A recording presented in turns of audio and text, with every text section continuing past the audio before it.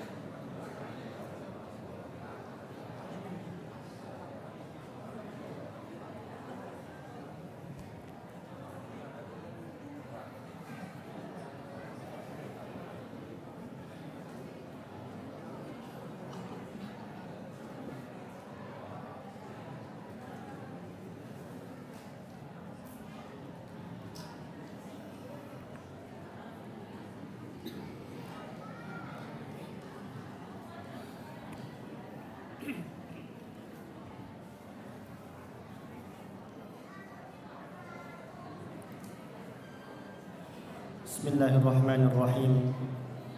Assalamualaikum warahmatullahi wabarakatuh. Alhamdulillahi wahdah wassalatu wassalamu ala man la nabiyya ba'dah wa asyhadu an la ilaha illallah abduhu wa rasuluh.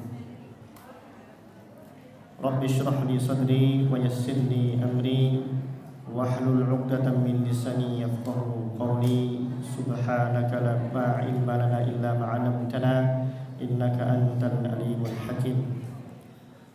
Amma ba'd.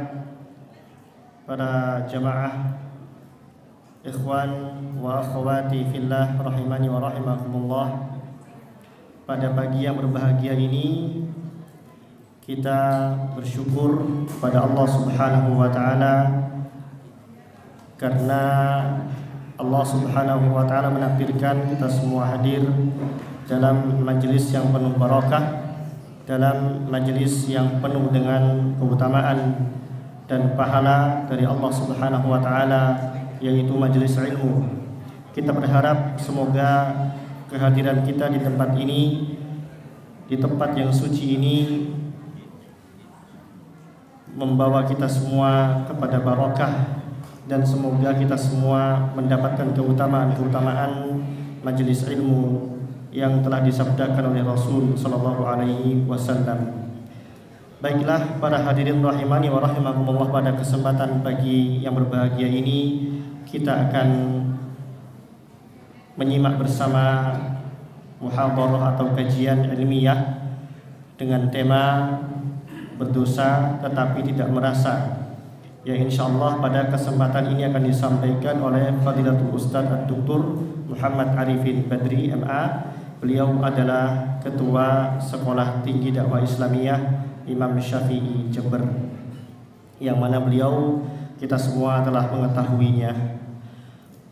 Baiklah ikhwani wa akhwati fillah rahimakumullah, untuk mempersingkat waktu kami persilakan Al-Ustaz Dr. Muhammad Arifin Badri MA hafizahullah taala untuk menyampaikan muhadharahnya. Falyatafaddal mashkuran.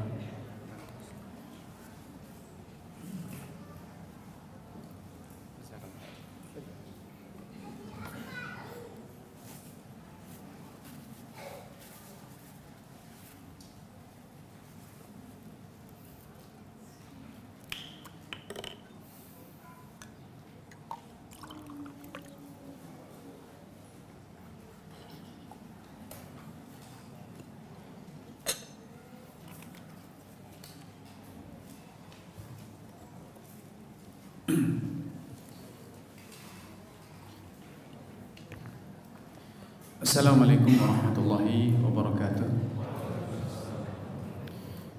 Innal hamdalillah nahmaduhu wa nasta'inuhu wa nastaghfiruh wa na'udzu billahi min shururi anfusina wa sayyiati a'malina. May yahdihillahu fala mudilla lahu wa may yudlil fala hadiya lahu. Asyhadu an la ilaha illallah wahdahu la syarika lah wa asyhadu anna Muhammadan abduhu wa rasuluhu, amma ba'd. Akhwatul iman, dalam kehidupan kita melakukan banyak aktivitas.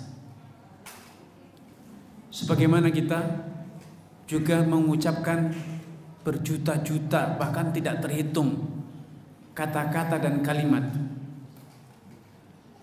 Dalam kehidupan kita juga sering berpikir, berhasrat, punya keinginan, baik yang kemudian dieksekusi dan dilakukan, ataupun hasrat dan keinginan yang akhirnya diurungkan, betul-betul diurungkan, tidak jadi, atau keinginan yang belum kesampaian. Rasulullah SAW bersabda, kullu bani Adam khata'. Setiap anak keturunan Adam khata', banyak berbuat dosa. Wa khairul khata'in tawabun. Sebaik-baik orang yang berbuat dosa adalah yang tawwab, banyak bertobat pula. Kalau dia sering berdosa, dia sering bertaubat, maka itulah orang yang terbaik. Karena mencari orang yang tidak pernah dosa sehingga tidak perlu bertobat, itu tidak ada. Sehingga status orang berdosa itu bukan masalah, karena itu telah menjadi kodrat manusia. Bahkan andai manusia semua menemukan satu strategi, satu cara agar tidak berbuat dosa, maka justru Allah akan musnahkan manusia. Laulam tudznibu la dhahaballahu bikum, kata Nabi sallallahu alaihi wasallam. Andai kalian semua tidak berdosa, niscaya Allah akan matikan kalian semuanya. Wala jaa biqaumin yudznibun wa yastaghfirun. Dan akan Allah gantikan dengan kaum generasi lain yang mereka itu berbuat dosa dan beristighfar. Yudznibun wa yastaghfirun. Sehingga tidak ada opsi untuk bisa tidak berdosa sama sekali. Opsinya hanya satu, banyak bertobat. Karena banyak berdosa itu satu kepastian, satu keniscayaan, itu bagian dari qadrat ilahi. Namun Allah Subhanahu wa taala tidak mewajibkan kita, tidak menganjurkan kepada kita untuk berbuat dosa, karena dosa itu haram. Bahkan Allah menurunkan Al-Quran, mengutus Nabi, menciptakan dalam diri kita fitrah, akal pikiran, akal sehat, agar kita bisa mengendalikan diri, menahan diri, tidak terjerumus dalam dosa. Walaupun semua itu tidak menutup pintu dosa, kita lagi dan lagi berbuat dosa. Problem terbesar kita bukan pada terjatuhnya kita dalam dosa, tapi kita seringkali menunda untuk bertobat. Ketika berdosa, kita tidak berpikir nanti saja kalau sudah tua. Ketika kita terjatuh dalam maksiat, kita tidak berpikir nanti saja kalau sudah kaya. Kita tidak berpikir kalau berbuat dosa di saat kaya, nanti saja kalau sudah habis uangnya baru berbuat dosa. Tidak. Dalam berbuat dosa kita sering menyegerakan. Ketika ada kesempatan, seringkali kita tidak menundanya. Oh, besok saja, besok pagi saja, pekan depan saja, bulan depan saja. Tidak. Tetapi dalam hal bertobat, kita seringkali mengatakan nanti kalau sudah tua saya akan berhenti, kalau sudah pensiun saya akan tinggalkan, kalau sudah dewasa nanti, kalau sudah berkeluarga, kalau sudah punya anak, baru saya akan berhenti. Ada tindakan-tindakan sadar menunda taubat. Tapi dosa, siapa dari kita yang mengatakan nanti kalau saya sudah tua saya akan berzina, sekarang jangan goda saya. Ketika memakan hal yang haram, nanti saja setelah Ramadan, setelah Lebaran saya akan makan babi, saya akan ini dan itu. Tidak.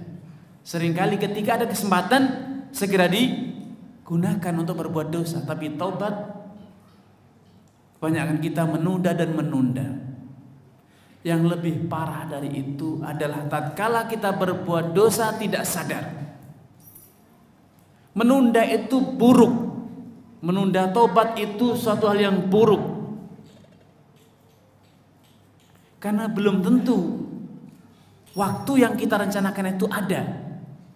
Kita merencanakan bertobat kalau sudah pensiun, belum tentu Anda bisa hidup sampai pensiun. Menunda kalau sudah punya anak, belum tentu Allah takdirkan Anda punya anak keturunan, sehingga artinya Anda tidak pernah akan bertaubat. Nanti saja kalau sudah penghasilannya cukup, untung saya sudah besar, saya akan tinggalkan perbuatan ini. Belum tentu Anda terus beruntung, bahkan bisa jadi rugi dan terus merugi. Menunda itu buruk, tapi yang lebih buruk tatkala kita tidak sadar bahwa kita telah berbuat dosa, atau bahkan sebaliknya menganggap dosa kita itu bagian dari ibadah. Allah Subhanahu wa taala berfirman, "Wa kadzalika zayyana likulli ummatin amalahum." Dan demikianlah kami jadikan setiap kelompok, setiap orang itu merasa perbuatan dia adalah perbuatan yang zain, perbuatan yang baik. Yang berbuat dosa pun seringkali merasa dosanya itu adalah perbuatan baik. Itu bukan dosa, itu hak saya. Kebebasan. Ada yang merasa itu adalah wajar. Semua orang berbuat gitu kok. Kenapa saya yang disalahkan? Itu semua orang tuh lihat. Semua orang di pinggir jalan, semua orang di kampung ini, semua orang di negeri ini berbuat seperti itu, tidak ada masalah. Sudah turun temurun. Inna wajadna aba'ana ala ummatin wa inna ala atharihim muqtadun. Nenek moyang kita dari simbah-simbah dulu ya kayak gini. Di masjid ini sudah sekian ulama, sekian kiai, sekian imam ya kayak gini. Padahal itu salah, padahal itu dosa. Tapi akhirnya kita anggap itu sebagai sesuatu yang wajar. Apakah ada dalilnya? Bukan, karena faktor budaya, kebiasaan. Sudah sering dan bahkan turun-temurun. Apalagi kalau ternyata kebodohan kita dijadikan sebagai standar. Dengan mengatakan, saya ini umurnya sudah 80 tahun tidak pernah dengar hadis yang kayak gini. Loh, memang Anda siapa? Umur Anda 200 tahun pun belum tentu Anda pernah dengar satu hadis. Karena memang Anda tidak pernah duduk belajar, tidak pernah baca. Tapi kebodohan itu dijadikan sebagai standar. Kurang ajar kamu itu. Saya itu sudah profesor, kuliah sudah sampai ke Belanda, sampai ke Amerika, ke Inggris, tidak pernah ngelihat orang berbuat seperti ini.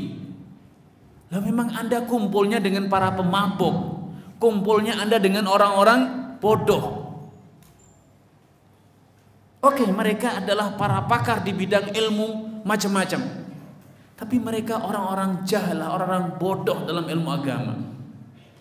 Sehingga Anda berkumpul dengan mereka ribuan tahun pun tidak menjadikan Anda berilmu, tidak menambah ilmu sedikit pun. Aleh-aleh yang tidak pernah menuntut ilmu, yang menuntut ilmu pun itu belum jaminan bahwa dia menguasai semua ilmu. Suatu hari ada seorang sahabat yang bernama Abu Dzar cekcok dengan sahabat Salman Al-Farisi. Cekcok. Dan itu wajar, manusia, ada perbedaan, ada kesalahpahaman. Bukan hanya di zaman kita yang namanya salah paham, cekcok di zaman sahabat pun ada. Ketika cekcok, yang namanya cekcok dimanapun tetap cekcok. Sengketa tetap namanya sengketa.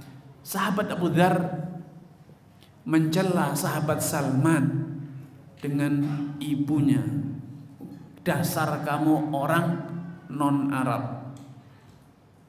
Dia dari Persia. Kamu tidak ngerti bahasa Arab. Jadi ibunya yang dijadikan kritikan. Padahal ibunya di mana dia? Sudah mati. Tidak tahu menahu.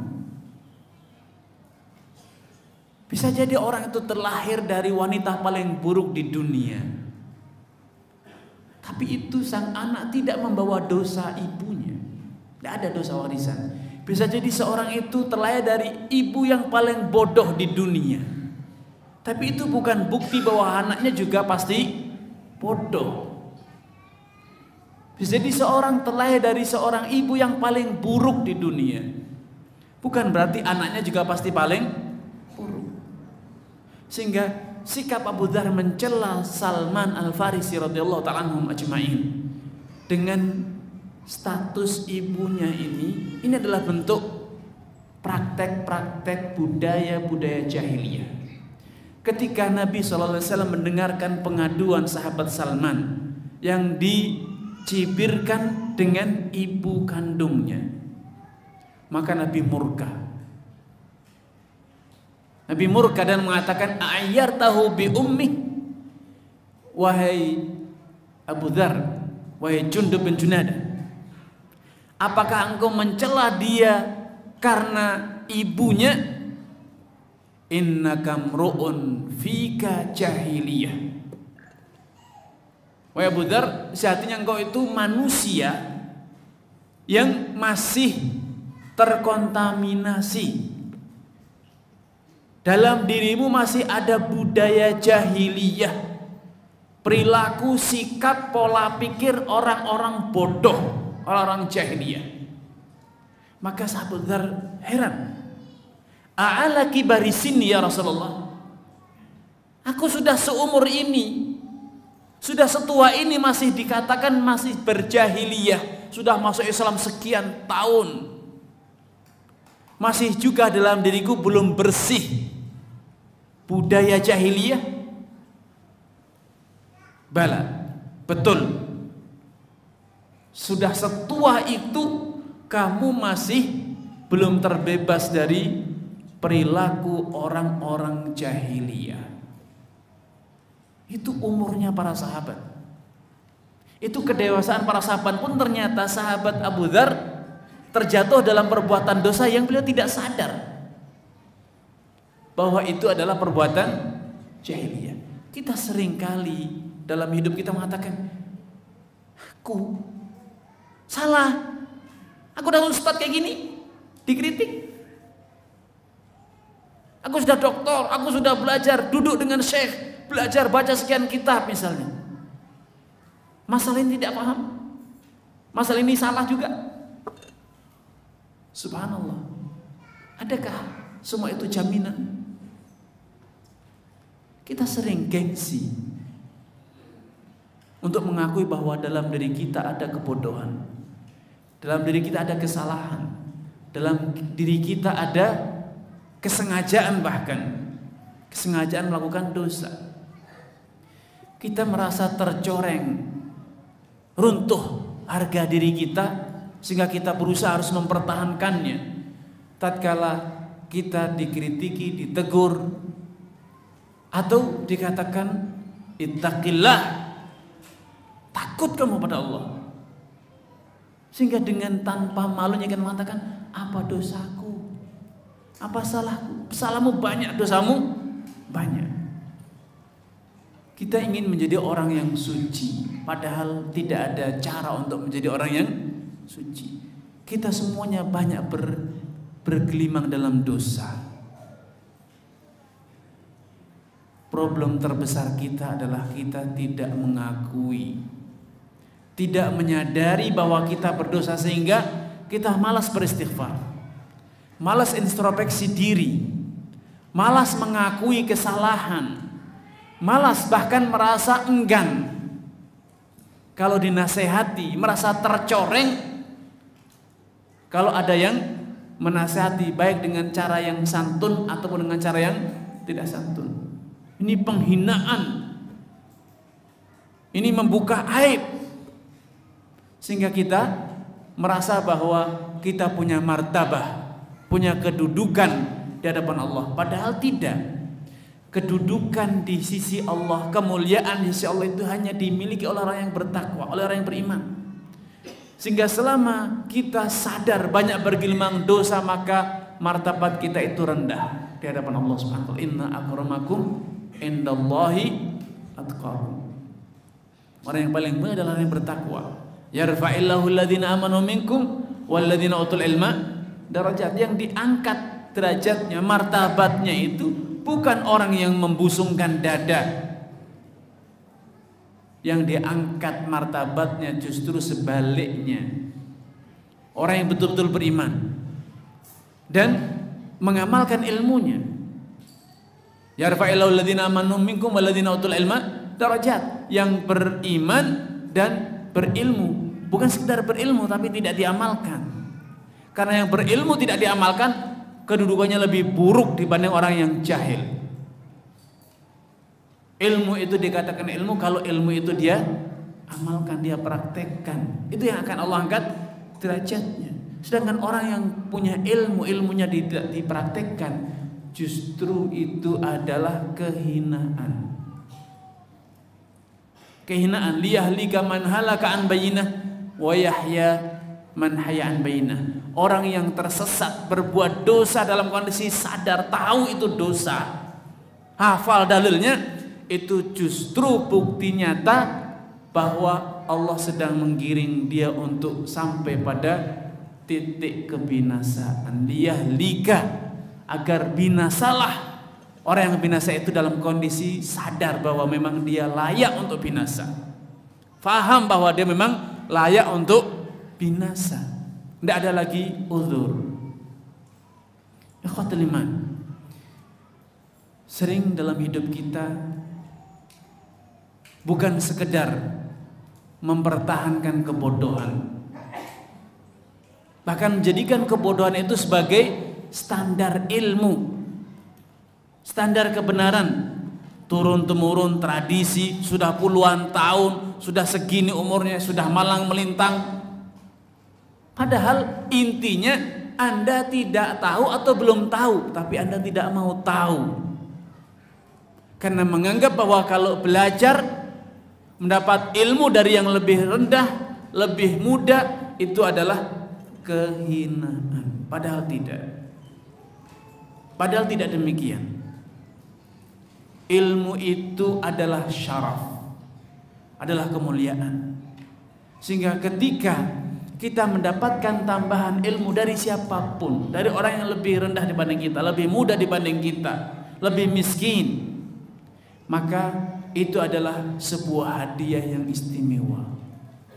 Karena itu dahulu para salaf mengatakan, rahimallahu mra'an ahda ilayya uyubi. Semoga Allah Subhanahu wa taala senantiasa merahmati orang yang menunjukkan kepadaku cacat dan kekurangan, menunjukkan apa? Aib diriku. Sehingga ketika kita ditunjukkan ini kesalahanmu, ini dosamu, maka kita selangkah lebih dekat kepada bertaubat, sadar berbuat salah, maka tinggal satu langkah, beristighfar. Tapi kalau kita tidak tahu kalau kita terjatuh dalam dosa, maka bagaimana kita akan bertaubat? Bagaimana kita akan menyesali? Karena itu ikhwatul iman, mari kita luruskan pemahaman tentang kehinaan dan kemuliaan diri kita. Kemuliaan diri kita itu tatkala kita tawadhu kepada Allah, mengakui bahwa kita lemah, kita bodoh, kita salah, kita berdosa, sehingga kita ringan tangan beristighfar, ringan tangan menerima nasihat, ringan tangan menerima teguran. Man tawadhu'a lillahi rafa'ahu. Orang yang tawadhu, menyadari bahwa dirinya rendah, dirinya lemah, dirinya tidak berdaya di hadapan Allah, maka Allah akan angkat derajatnya. Akan tapi orang yang merasa ini sih benar, tapi jangan disampaikan di depan umum, memalukan saya menjadi tercoreng ke harga diri saya menjadi malu, saya menjadi kehilangan martabat saya. Itu adalah kesombongan. Al-kibru batarul haqqi wa ghamtun nas. Kesombongan itu adalah tatkala engkau menolak kebenaran dan merasa dirimu lebih tinggi dibanding orang lain, sedangkan orang lain itu rendah di bawah dirimu sendiri, di bawah dirimu, semuanya di bawah dirimu. Kamu yang paling tinggi, kamu lebih dari yang lain. Mungkin ada yang kita membela diri. Tapi kan memang adabnya memberi nasihat adalah disampaikan di tempat yang tersembunyi, jangan di depan publik, Ustaz. Ya itu adabnya memberi nasihat, bukan adab bagi yang menerima nasihat. Salah ketika kita sebagai pihak yang diberi nasihat berhujjah, berdalih, tapi kan adabnya yang memberi nasihat adalah disampaikan secara tersembunyi, jangan di depan publik. Itu adab dia. Adab Anda yang diberi nasihat adalah menerima. Wa idza qila lahu taqillaha akhadhatul izzatu bil itsm. Itu sifat orang munafik. Ketika dikatakan kepadanya ittaqillah, gengsi. Merasa harga diriku tercemar walaupun dia berdosa. Dia tidak mau menerima nasihat. Adab yang disepakati para ulama, orang yang mendapatkan teguran, mendapatkan nasihat itu menerima. Bukan kemudian berdalih mencari kesalahan yang memberi nasihat. Oke, baik, itu salah. Nasihati, silahkan nasihati. Lain kali nasihati saya di tempat tersembunyi. Tapi nasihat ini diterima, bukan ditolak. Sesama pelaku dosa, anggap itu sebagai sebuah dosa. Dosanya dia bukan uzur, bukan alasan bagi Anda untuk menolak nasihat. Nasihat tetaplah sebuah nasihat. Kita harus objektif. Ya, makanya talibul ilm, seorang muslim, seorang mukmin seharusnya sering-sering bercermin, koreksi diri, introspeksi diri. Kalau Anda tidak mau ditegur orang, merasa tercoreng, maka biasakan dirimu dengan mengoreksi diri sendiri, sehingga ketika besok dikoreksi oleh orang lain, engkau sudah terbiasa menjadi pasien. Jangan selalu memposisikan diri sebagai dokter yang selalu meriksa, metani dan metani.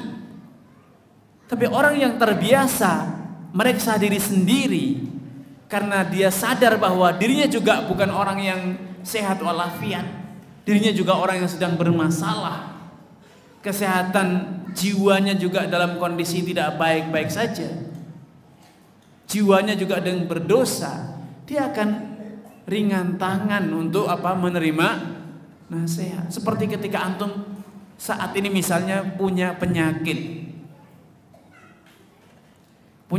apa itu? Koreng misalnya. Ketemu dengan sesama orang yang penyakit koreng dan sudah sembuh, antum tidak akan merasa terhina, bahkan antum akan datang bertanya, kok sudah sembuh Pak? Yang semula antum melihat dia pakai kacamata untuk melihat jarak jauh, tiba-tiba dia bisa membaca dari jauh tanpa kacamata. Apa yang antum lakukan?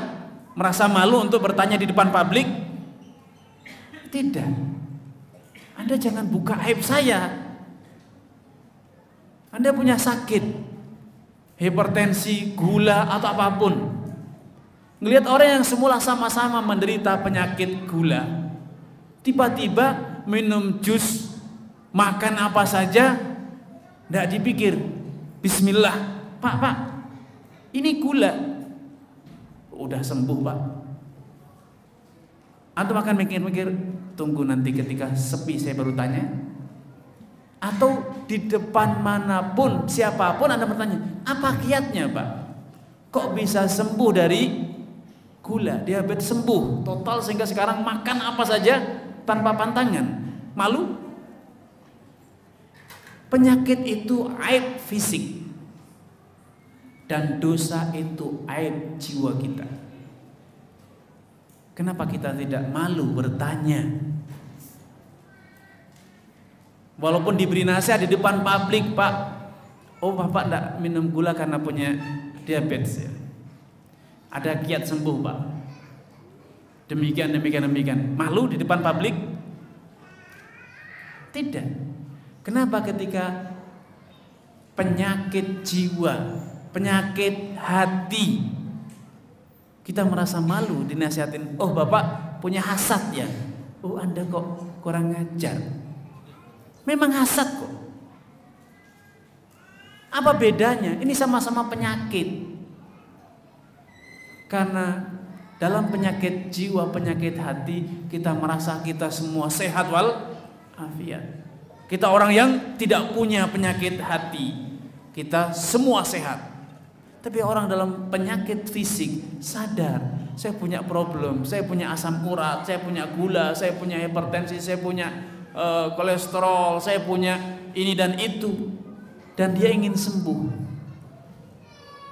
Dan dia sudah tahu, sadar konsekuensi kalau tidak sembuh, bisa mati mendadak, bisa luka tidak sembuh-sembuh dan lain sebagainya. Bahkan dia pun dengan sukarela mengekspos dirinya. Kemarin saya kumat gulanya, kemarin saya kumat asam uratnya. Loh, tidak malu Anda ceritakan di depan orang banyak? Tidak, memang fakta kok. Saya tidak perlu sombong. Bukan gitu. Saya memang sadar diri bahwa saya punya asam urat. Tidak malu. Bahkan dengan senang hati ketika dapat resep baru yang apalagi testimoninya sudah meyakinkan tuh. Itulah kesombongan.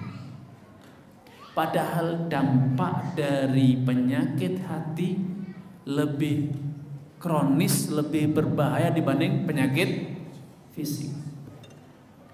Kita semua hidup dengan dua aspek, dengan dua unsur, raga dan jiwa kita.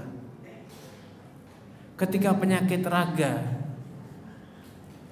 kita dengan sukarela mencari obatnya, bahkan bayar, bahkan berterima kasih kepada orang yang memberi resep, apalagi gratis. Kenapa dalam penyakit jiwa kita merasa enggan mengakui? Itu problem hidup kita.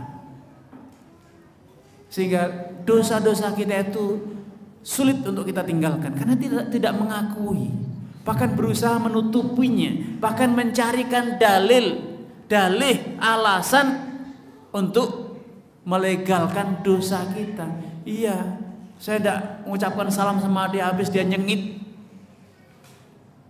Padahal mengucapkan salam kepada sama muslim itu adalah ajaran Nabi kita. Idza laqitahu fasallim alaihi. Disalami kan apa tidak balas? Habis nyebelin orang itu. Jahat sama anak. Loh, kalau jahat kemudian menjadikan tidak wajib membalas salamnya. Kita begitu fasih mencari alasan untuk melegalkan dosa kita. Makanya taubat dari dosa itu begitu sulit dalam hidup kita. Karena selain kita seringkali tidak mengetahui bahwa kita berdosa, kita seringkali pula berusaha melegalkan dosa kita sendiri. Ketika di jalan melihat Pak ngelirik, enggak, itu lagi ngeliat pohon di sana itu tinggi banget, enggak sengaja, ada saja pembelaan. Ujung-ujungnya adalah melegalkan dosa. Mungkin kita mulai menyadari, oh iya, ternyata selama ini ada praktek-praktek legalisasi dosa dalam diri kita, upaya pembelaan diri. Tapi apakah legalisasi dan pembelaan diri itu berguna di hadapan Allah? Tidak. Pada saatnya nanti Allah berfirman, al-yawma nakhtimu ala afwahihim wa tukallimuna aydihim wa arjuluhum bima kanu yaksibun. Pada saatnya nanti lisan kita semuanya akan dibungkam oleh Allah SWT, tidak bisa bicara. Yang bersaksi tangan dan kaki kita semuanya akan berbicara, menceritakan dengan urut tanpa ada yang terluput apa yang pernah kita kerjakan. tidak lagi bisa bersilat lidah saat itu. Sehingga yang terjadi kita akan terbelalak. Mali hadzal kitab la yughadiru saghiratan wala kabiratan illa ahsaha. Ini catatan apa ini? Semua yang pernah saya kerjakan ada di situ. Yang besar atau yang kecil, samar atau terang-terangan, semuanya termaktub dalam lembaran amalan kita. Bapak Ibu sekalian, dalam hidup kita, praktek-praktek legalisasi pembelaan diri itu hanya berguna di hadapan sesama manusia. Yang manusia itu la yanfa wa la yadur. Dia tidak bisa memberi manfaat atau madarat kepada kita. Untuk apa kita melakukan pembelaan di depan sesama manusia? Kalau ternyata faktanya tetap saja dicatat itu sebagai dosa kita, tercatat oleh malaikat sebagai dosa kita. Kalaupun manusia sedunia menganggap kita berdosa, tapi malaikat tidak mencatatnya sebagai dosa, maka apa ruginya? Apa ruginya? Malu sudah. Tercoreng harga diri kita. Ya, sejatinya harga diri itu bukan pada apresiasi manusia. Nabi SAW menggambarkan rubba ash'ad akbar madfu'un bil abwab law istashfa' lam yushaffa walau adhina lam yu'dhan lah. Bisa jadi ada orang yang di mata masyarakat adalah orang yang hina dina, gelandangan mungkin dianggapnya. Dalam bahasa Jawa disebut orang yang kabur kanginan. Tidak ada harga dirinya, tidak ada nilainya orang tersebut di masyarakat. Ya, madfu'un bil abwab, kalau mau bertamu kemanapun ditolak, minta izin tidak dikasih izin, memberikan pembelaan tidak didengar. Kan ini orang-orang yang betul-betul di depan masyarakat orang yang tidak ada martabatnya, rendah, betul-betul rendah. Tapi di hadapan Allah bisa jadi orang itu sangat mulia. Lau aqsama 'ala Allahi la abarrahu. Andai dia bersumpah meminta apapun kepada Allah, pasti Allah akan turuti. Andai dia bersumpah meminta gunung dijadikan emas, Allah akan jadikan emas untuk dia. Tapi dia tidak pernah melakukan itu. Karena dia sadar bahwa harga dirinya bukan pada punya gunung emas, punya istana, punya kendaraan mewah, harta yang melimpah, bukan. Harga diri dia tatkala dia diakui oleh Allah Subhanahu wa taala sebagai hambanya. Tatkala dia bisa ridho menerima segala kodrat ilahi. Tatkala dia merasa bahwa apapun yang Allah berikan kepadanya itulah pilihan yang terbaik. Ridho bil qadar. Sehingga dia tidak perlu minta, karena dia tahu bahwa Allah pasti memilihkan yang terbaik untuk dirinya. Karena itu Ayub alaihissalam, kita sering mendengar kisahnya Ayub, kita sering membaca kisahnya Ayub. Sakit puluhan tahun, hartanya hilang, habis, keluarganya satu persatu mati. Kenapa Nabi Ayub tidak kunjung berdoa, ya Allah sembuhkan penyakitku? Beliau hanya diam saja, menerima. Itulah ridho bil qadar. Tatkala penyakit sudah menjalar ke sekujur tubuhnya, hanya lisannya yang tersisa. Yang masih sehat hanya lisannya Nabi Ayub. Saat itu Nabi Ayub khawatir tidak lagi bisa berzikir kalau penyakitnya sampai menjalar ke lisannya. Pada kondisi yang paling kritis. Itu pun bukan khawatir mati, tapi khawatir tidak lagi bisa berzikir kepada Allah. Maka saat itu beliau berdoa, dan doanya luar biasa mencerminkan akan pasrah seutuhnya kepada Allah Subhanahu wa taala. Rabbi inni massani yadurru wa anta arhamur rahimin. Ya Allah, aku dalam kondisi menderita dan Engkau adalah zat yang paling penyayang. Nabi tidak mengatakan sembuhkan aku, kembalikan kesehatanku, tidak. Beliau hanya menyentuh, mengetuk pintu kerahmatan Allah. Maka betul-betul pasrah, apapun yang akan engkau timpakan kepadaku, selama itu adalah bukti, itu implementasi dari kasih sayangmu, aku terima.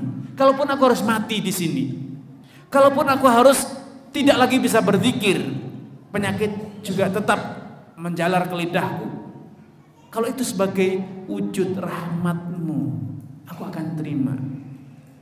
Sehingga beliau tidak menentukan pilihan, pasrah. Engkau adalah zat yang paling penyayang. Pilihkanlah untukku sesuai dengan kasih sayangmu kepadaku. Sakit yang sekian puluh tahun itu ternyata beliau katakan itu adalah bagian dari kasih sayang Allah Subhanahu wa ta'ala. Itulah orang yang betul-betul pasrah, terhina. Beliau betul-betul dihinakan oleh masyarakatnya, dijauhi oleh semua orang. Tidak satu pun di dunia ini yang masih mau mendekat dengan Nabi Ayub. Tapi itulah keimanan seorang nabi. Dalam kondisi sudah separah itu pun beliau masih sadar bahwa apapun yang ada pada diri beliau itu adalah bagian dari kasih sayang Allah. Betapa tidak, Allah akan menguji hambanya sebesar kadar keimanannya.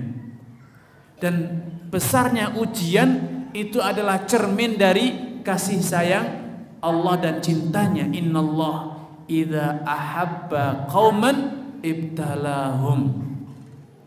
Allah itu kalau cinta pada satu kaum, Allah akan timpakan ujian kepada mereka. Kasih sayang Allah tidak diukur dengan berapa banyak hartanya, berapa lancar urusannya, tapi seberapa besar ujian Allah kepadanya. Sebagaimana kita kalau punya anak, punya karyawan yang paling kita sayangi, maka dia akan diberi tugas semakin banyak, bukan malah dianggurkan. Mas, karena kamu karyawan yang luar biasa, Anda saya rumahkan. Apresiasi atas prestasi Anda saya rumahkan. Sudah tidak ada job untuk Anda. Logis kan? Dalam kehidupan sehari-hari, karyawan yang paling kita sayangi karena kepercayaannya, kredibilitasnya, dan loyalitasnya, macam-macam alasan untuk menyayangi karyawan. Apa yang terjadi? Kita beri dia banyak job, banyak pekerjaan, banyak tugas. Ya memang ada reward, tapi bebannya semakin besar, bukan semakin ringan. Inilah konsep yang seringkali kita zalim. Dalam kehidupan sehari-hari kita terapkan, tapi ketika kita berinteraksi dengan Allah, kita tidak mau dengan itu. Ya Allah, apalagi yang kurang dari saya? Apa dosa saya? Kok ujian bertubi-tubi tidak ada akhirnya? Ya, selama engkau masih hidup, ujian Allah itu akan terus datang. Karena memang hidup itu sendiri bagian dari ujian Allah SWT. Alladzi khalaqal mauta wal hayata liyabluwakum ayyukum ahsanu amala. Dialah Allah yang menciptakan kematian dan kehidupan. Untuk apa? Untuk menguji kalian, siapakah dari kalian yang terbaik amalannya. Bapak Ibu sekalian, dalam kehidupan sehari-hari, bukan sekedar tidak sadar, bukan sekedar tidak tahu bahwa kita telah berbuat dosa. Yang lebih parah dari semua itu, tatkala kita ingin menjadikan dosa kita itu sebagai syariat bagi semua orang.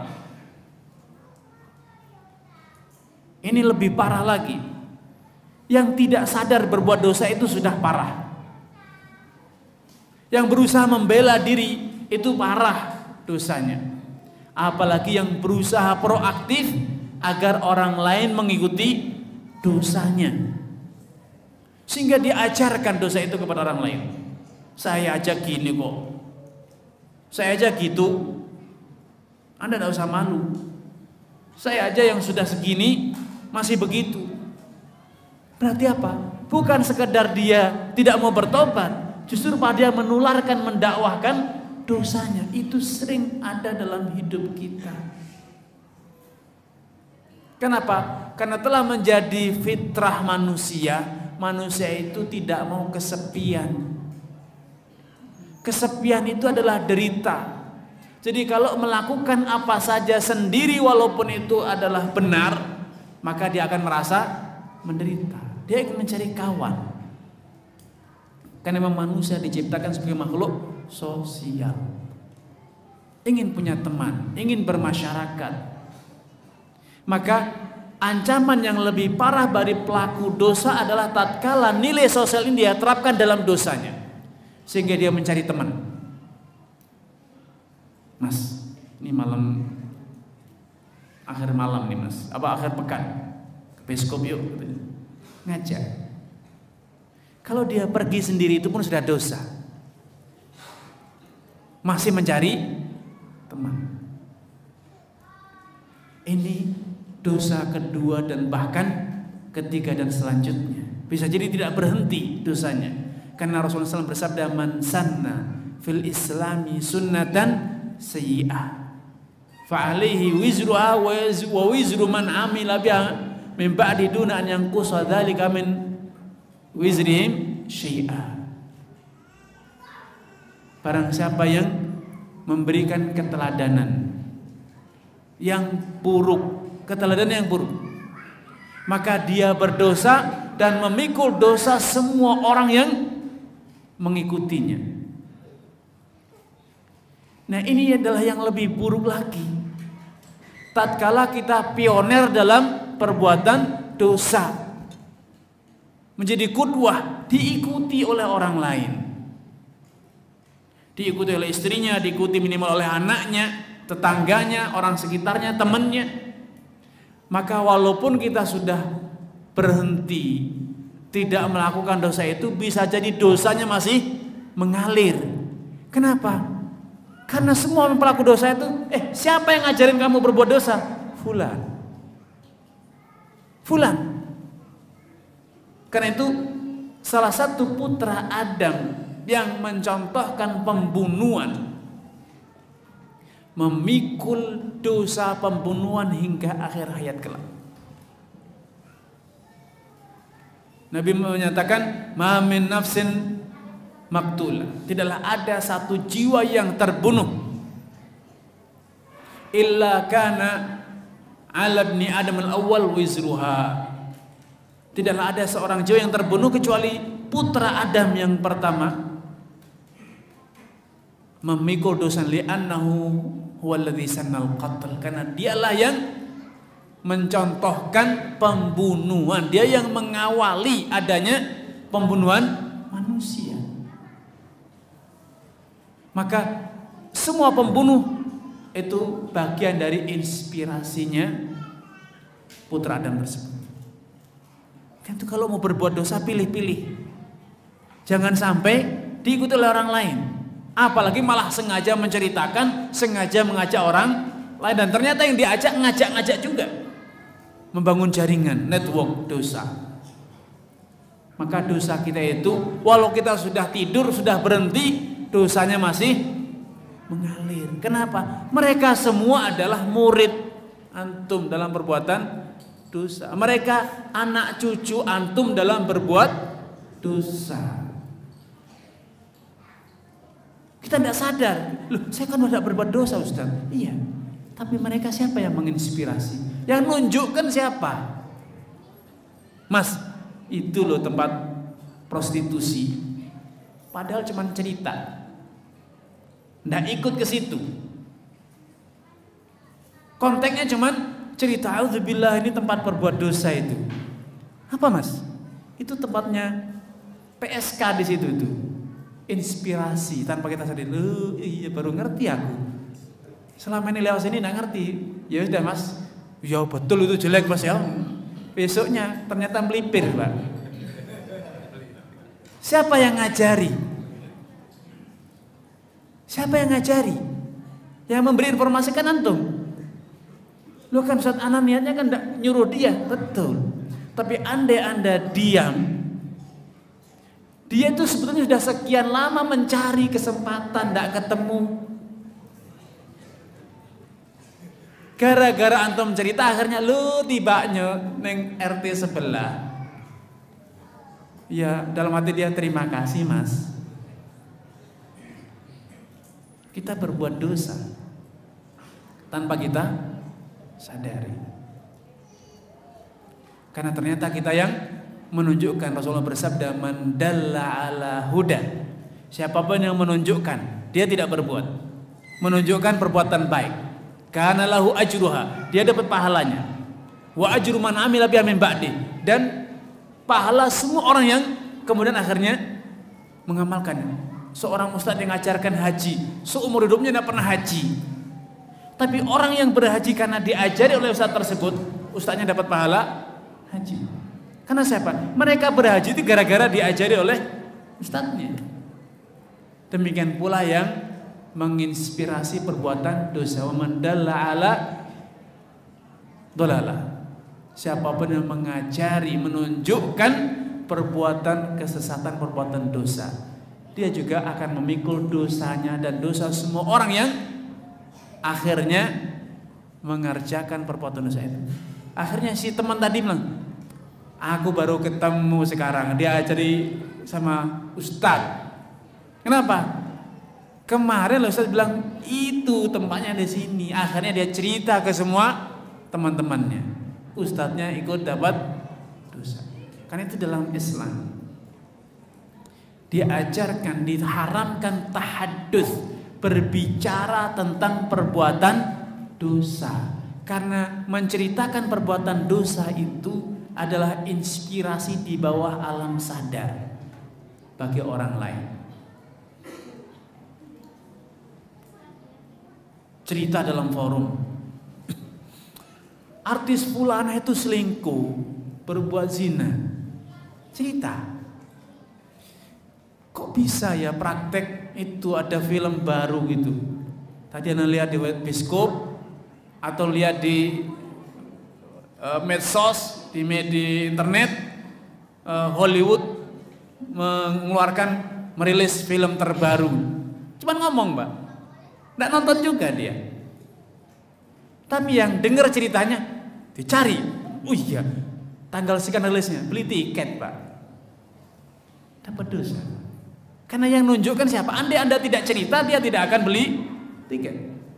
Gara-gara antum cerita, akhirnya orang itu berangkat dan nonton. Antum merasa udah tidur nyenyak di rumah, nggak nonton, aku selamat. Kalau dulu aku zaman jahiliyah katanya, aku pasti udah beli tiket yang perdana itu. Sekarang udah hijrah, udah taubat. Ternyata yang diceritain itu adalah pembeli tiket perdana. Siapa yang menyebabkannya? Anda yang menceritakannya. Makanya selektiflah dalam bercerita. Berbicaralah yang baik dan membawa kebaikan. Jangan berbicara yang jelek dan membawa kejelekan. Karena itu dahulu Nabi SAW begitu peduli dengan urusan ucapan, omongan. Bahkan keberhasilan seseorang dalam mengendalikan omongannya itu keutamanya melebihi jihad. Ketika Nabi SAW menceritakan kepada sahabat Mu'ad bahwa tiangnya Islam itu adalah salat, kemudian puncaknya Islam adalah wadharwatu sanamihil jihad. Kemudian Nabi menceritakan, wahai ya Mu'ad, hal adulluka ala milaki dzalika kulli. Wahai Mu'ad, sudahkah kamu aku ajari kunci dari semua itu? Kemudian Nabi menjulurkan lidahnya, amsik alaika hada, kendalikan lidahmu. Kendalikan lidahmu. Mu'ad heran, segitu pentingnya lidah, tutur kata kita. Maka Nabi mengatakan, thaqilatka ummuka ya Mu'ad. Wahai Mu'ad, rugi ibumu punya anak sedewasa kamu, segede gini. Sudah segede gini kamu tidak sadar juga, belum sadar juga bahwa wahal yakubun nas 'alan nar 'ala manakhirihim atau fin 'ala manakhirihim finnar illa hasaidu alsinatihim. Adakah alasan yang menyebabkan orang itu tersungkur ke neraka selain ulah tutur kata mereka sendiri? Karena kita itu sering, Pak, kita sudah tidak berzina, sudah tidak nonton film, sudah tidak, tapi kita itu masih produktif, menunjukkan, menginspirasi orang lain untuk berbuat dosa. Makanya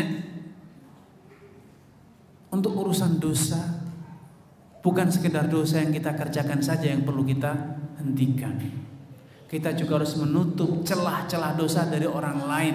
Jangan sampai orang lain terinspirasi berbuat dosa gara-gara sikap dan ucapan kita.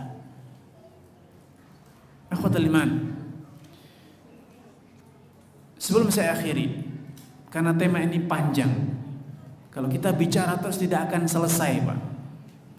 Karena dalam hidup kita memang faktanya ada hal-hal yang di luar kesadaran kita menyebabkan kita terjatuh dalam dosa, namun selama ini kita tidak menyadarinya. Di antara kondisi yang menjadikan kita terjatuh memikul dosa, sehingga kita tidak sadar, merasanya kita tidak berbuat dosa, adalah bisunya lisan kita, berpangku tangannya kita ketika mengetahui orang-orang yang kita kuasai, keluarga kita, anak keturunan kita, saudara kita, anak buah kita berbuat dosa, sedangkan kita wis urusane dewi-dewi. Sejarno wis anak muda, arek nom, gue wis wayahe ya tobat. Bapaknya diam. Dia tidak pengen tahu apa yang dikerjakan oleh anaknya. Dia juga tidak peduli apa yang dilakukan oleh istrinya. Sudah Ustaz, saya sudah ajak dia ke masjid, saya sudah masukkan dia ke pesantren, tapi bapak ibunya tidak pernah tahu apa yang dilihat oleh anaknya di HP, apa yang diucapkan oleh keluarganya melalui medsosnya. Dia tidak pernah tanamkan, dia tidak pernah tegur, dia tidak pernah ingatkan keluarganya. Padahal hari ini dosa itu tidak perlu ke kafe, tidak perlu ke mall, tidak perlu ke pasar. Bahkan di dalam masjid pun orang bisa berbuat dosa sambil nunggu sholat, dosa, Pak. Gara-gara browsing di HP-nya. Lagi nongkrong duduk sama ibunya, bapaknya, anaknya sedang pacaran. Bapak ibunya diam, membiarkan. Lo enggak tahu, Ustaz. Tidak tahu, Ustaz. Ya, kalau tidak tahu, ajari agar anak-anak kita tidak terjatuh dalam dosa. Ingatkan. Sudah, Ustaz, kapan? Dulu.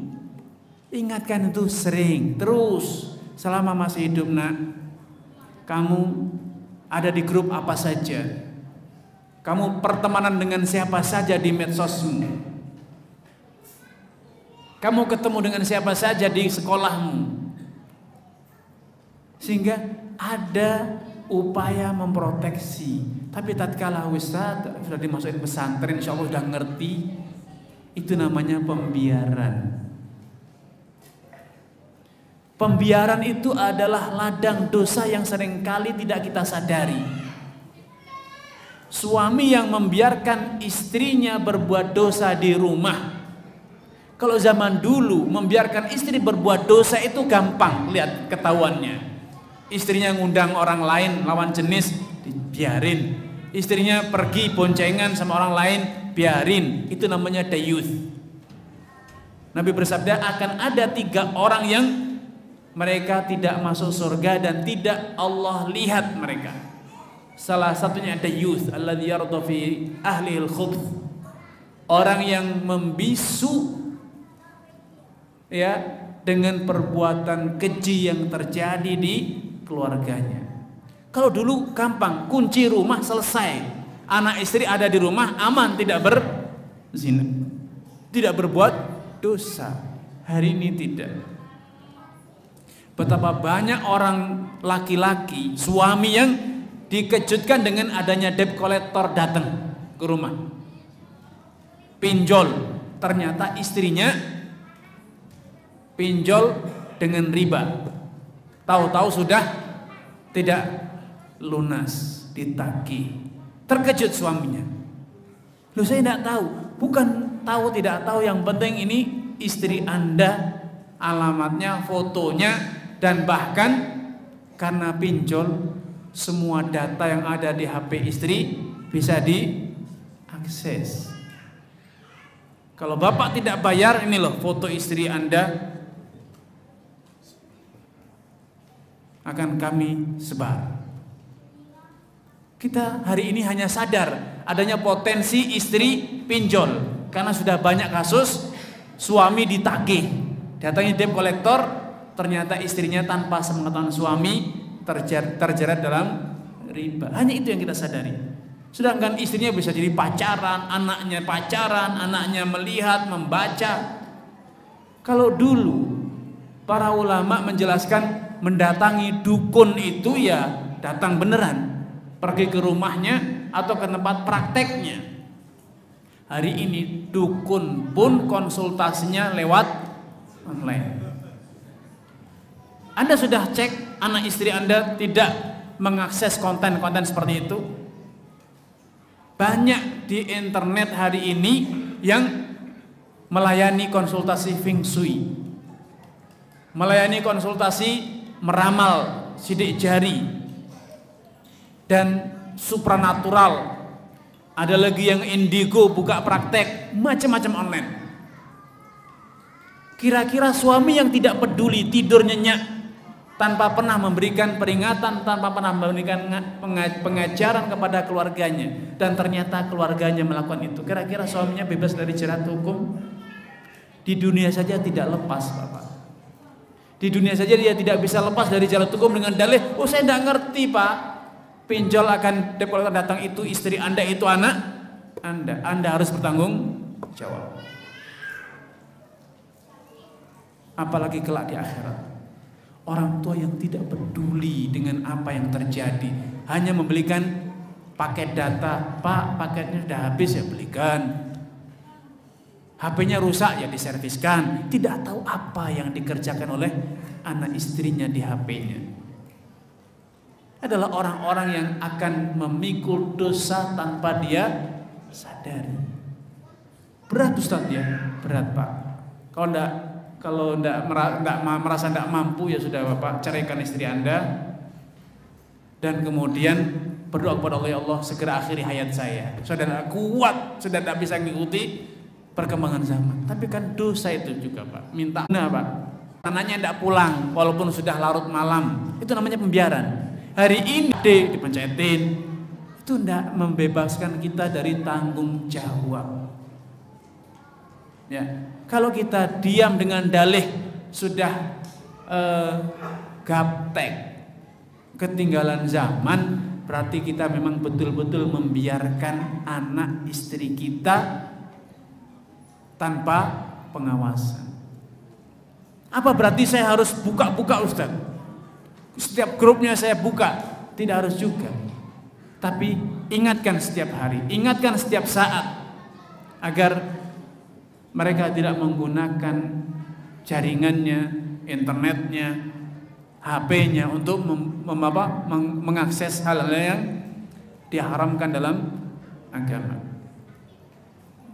Suatu hari datang seorang laki-laki kepada Nabi sallallahu alaihi wasallam, ya Rasulullah, inna mraati la taruddu yadala misin.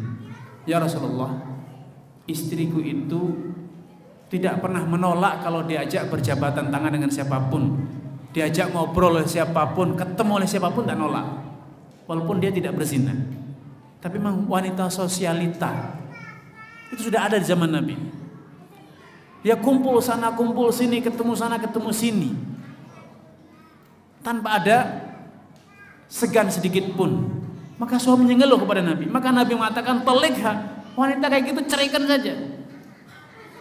Karena tidak ada jaminan dia tidak terjatuh dalam perbuatan zina. Tapi suaminya kemudian ngaku, ya Rasulullah, inni uhibbuha. Tapi ya Rasulullah, aku kadung cinta ya. tidak kuat untuk menceraikannya itu. Fa'amsikha. Kalau emang kayak gitu, ya udah.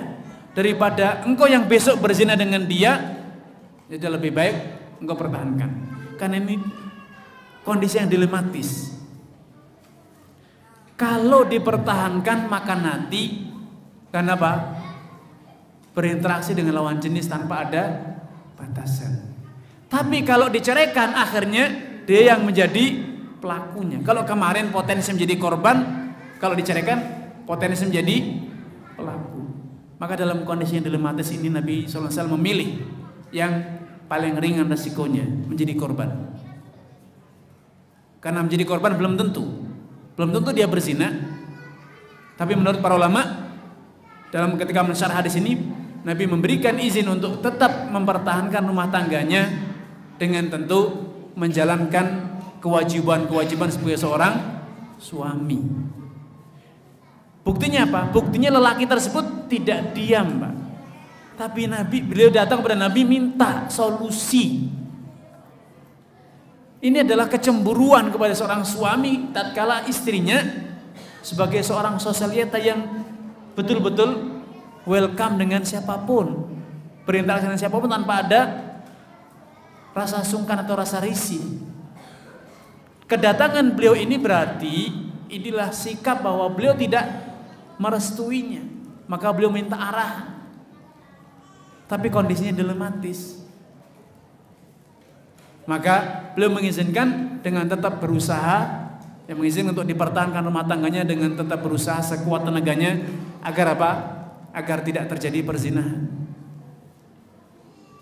Ini adalah pilihan yang paling ringan dibanding opsi kedua. Kalau diceraikan, akhirnya besok dia yang menjadi pelakunya, yang menjadi partnernya.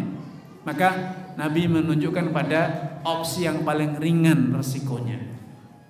Ya, jadi Bapak Ibu sekalian, banyak kondisi dalam hidup kita yang faktanya kita itu betul-betul terjatuh dalam dosa, sedangkan kita tidak menjalani. Bagaimana mungkin kita bisa bertobat kalau mengetahui saja tidak? Bagaimana kita bisa beristighfar? Bagaimana kita bisa mengakhiri perbuatan dosa itu kalau ternyata kita malah merasa bahwa tidak ada masalah, no problem, itu baik-baik saja, itu sudah biasa. Atau dengan pembelaan diri, oh saya tidak tahu kok. Tidak tahu tapi juga tidak ada berusaha ingin tahu. Maka itu adalah kondisi-kondisi di mana kita berbuat dosa namun tidak menyadarinya. Karena itu mari kita rubah pola hidup kita, pola pikir kita, agar kita betul-betul senantiasa sadar. Kalau kita memang terjatuh dalam dosa, kita segera sadar untuk bertaubat dan memohon ampunan kepada Allah Subhanahu wa taala. Dan kita juga bersikap secara proaktif sesuai dengan tanggung jawab yang Allah pikulkan kepada kita. Sebagai suami, sebagai orang tua, punya tanggung jawab. Kullukum mas'ulun an ra'iyati. Masing-masing dari kalian akan dimintai pertanggungjawaban tentang apa yang terjadi dan dilakukan oleh bawahannya, rakyatnya. Kalau suami rakyatnya ya istri dan anak-anaknya. Kalau istri rakyatnya adalah anak-anaknya dan pembantu yang ada di rumahnya. Dan amanah yang dipikulkan padanya menjaga rumah dan harta suaminya. Semuanya punya porsi tanggung jawab masing-masing ya. Wallahu taala a'lam. Mungkin selanjutnya untuk sesi tanya jawab ya. Silakan, ada yang mungkin mau ditanyakan.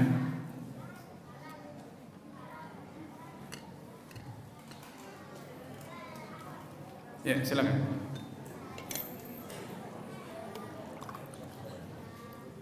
Ada mic enggak panitia ini?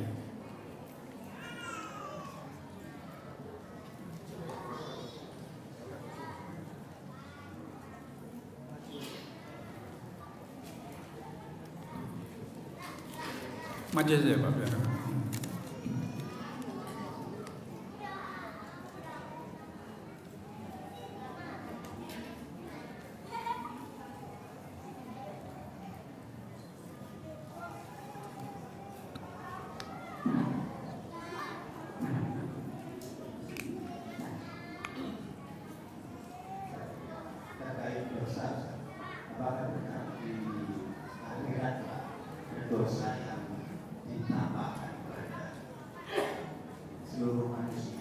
Ya.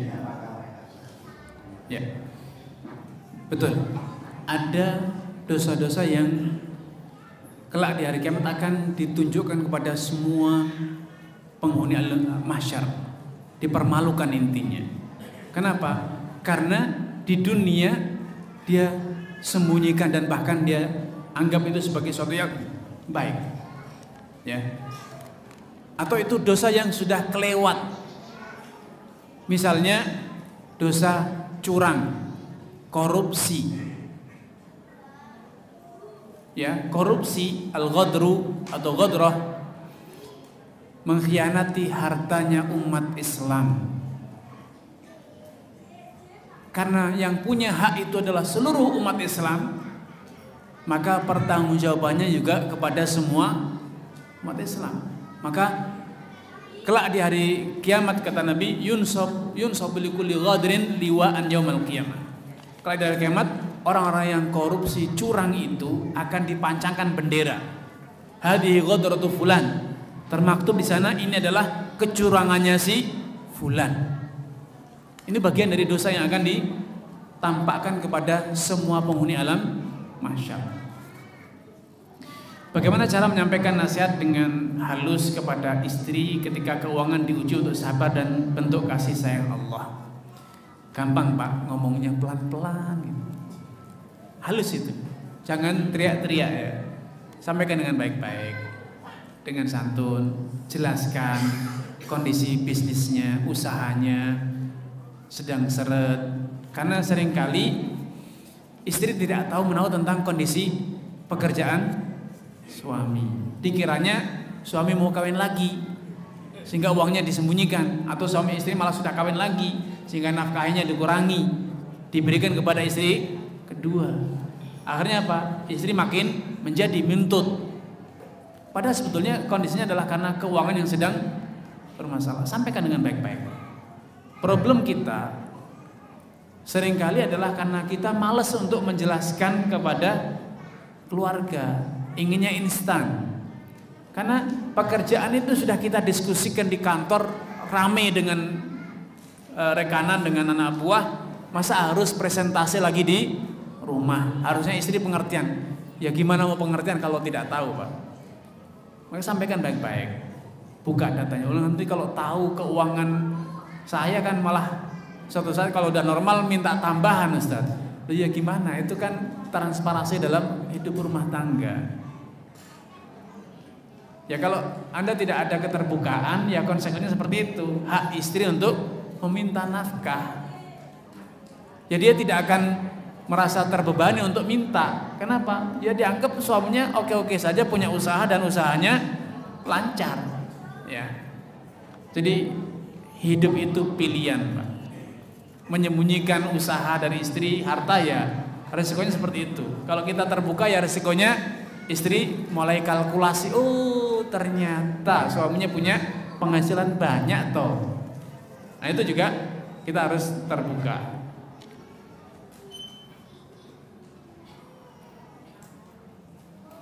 Bagaimana cara bertobat dari mendakwahkan keburukan? Apakah harus dengan menyampaikan kesalahan itu di hadapan orang yang didakwahi? Tidak harus seperti itu. Tapi ketika kita mengajarkan yang benar, yang semula mengajarkan yang salah, kemudian kita mengajarkan yang benar, itu sudah cukup. Ya, itu sudah cukup dari bentuk taubat kita ketika mengajarkan yang salah. Bagaimana caranya agar bisa memutus dosa jariah semasa jahiliyah? Ya. Bercerminlah kepada para sahabat.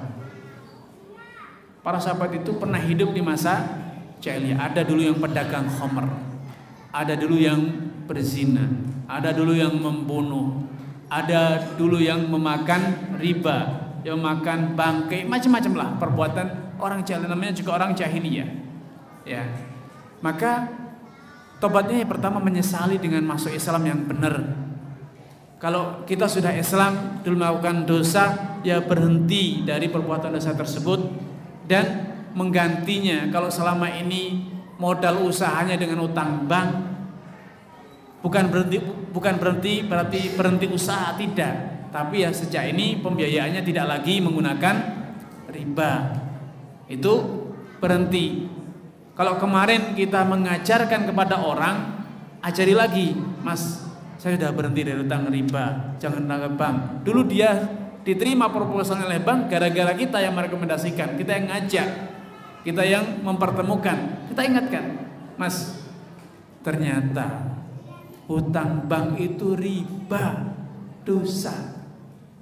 Sudah berhenti. Nasihati lagi gantian dia. Sebagaimana dulu kita memberikan saran dia untuk datang ke bank, hari ini kita nasihati agar dia berhenti, ya. Dan diantara cara yang harus kita lakukan kalau itu bisa adalah menghilangkan jejak dosa kita. Kadang kita memproduksi konten-konten yang negatif, di-upload di YouTube misalnya, maka take down, turunkan konten tersebut. Tapi sudah di-download oleh orang lain, ya itu sudah di luar kemampuan kita. Kita mohon ampunan kepada Allah. Tapi selama ada di akun kita, atau kita bisa men-take down-nya, maka take down, hentikan, tarik. Ya, kalau itu bisa. Tapi ini kalau sudah lanjur dibeli oleh orang produknya, sudah diambil oleh orang, ya mohonlah istighfar kepada Allah SWT. Allah tidak pendendam. Allah tidak pendendam, dan Allah tidak membebani kita sesuatu yang di luar kemampuan kita. Ya, Allah pasti tahu bahwa kita sudah berusaha sekuat tenaga yang bisa kita lakukan, dan Allah tidak akan pendendam. Karena hal yang sama juga pernah terjadi dengan para sahabat dulu. Ada yang ngajak, ada yang memproduksi, ada yang ngajari, ya, tapi itu diakhiri dengan cara-cara semacam di atas. Wallahu ta'ala alam. Tapi mungkin ada dari ibu-ibu.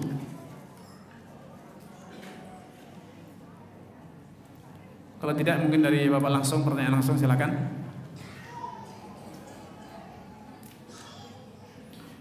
Tapi kalau tidak ada, saya akhiri kajian kita. Ya, semoga apa yang disampaikan ini menambah kesadaran diri kita.